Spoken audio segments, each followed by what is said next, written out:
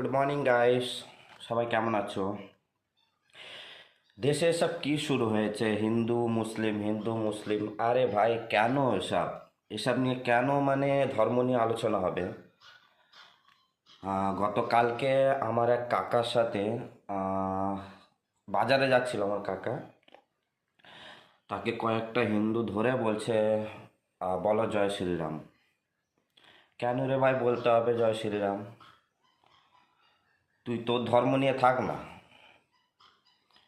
আর একজন ধর্ম দেখে টুপিওয়ালা দেখলেই তোদের ধর্ম জেগে ওঠে। এর আগে ধর্ম জেগে ওঠে না। আমি এই জিনিসটা বুঝতে পারি না।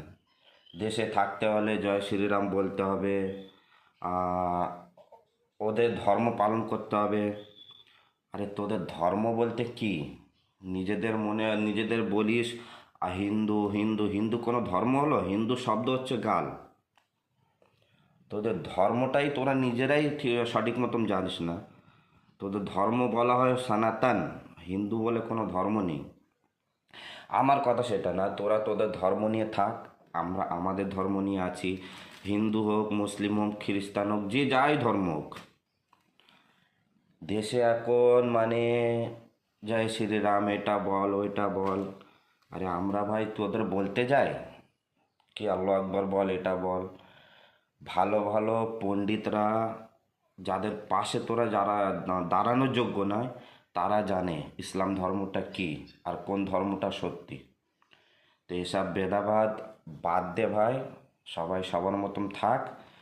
তোরা তোরা তোদের ধর্ম নিয়ে থাক, আমরা আমাদের ধর্ম নিয়ে থাকি। আমার ঘরে এটা হয়েছে বলে বলছি না, অনেক জায়গায় যেসব জায়গায় মুসলিম সংখ্যা কম, সেসব জায়গায় সব অত্যাচার হচ্ছে। দল বেঁধে বেঁধে আসছে, জয় শ্রীরাম বলো এটা বল ওইটা বল। এমনকি অনেক জায়গায় আমি দেখেছি অস্ত্র, প্রতিটা ঘরে ঘরে হিন্দুরা অস্ত্র বিলিয়ে দিচ্ছে। বলছে দঙ্গা হলে বা এমন কোনো সময় হলে হিন্দু মুসলমানদের মারবে। দেশে কি কোনো আইন বলে কিছু নেই?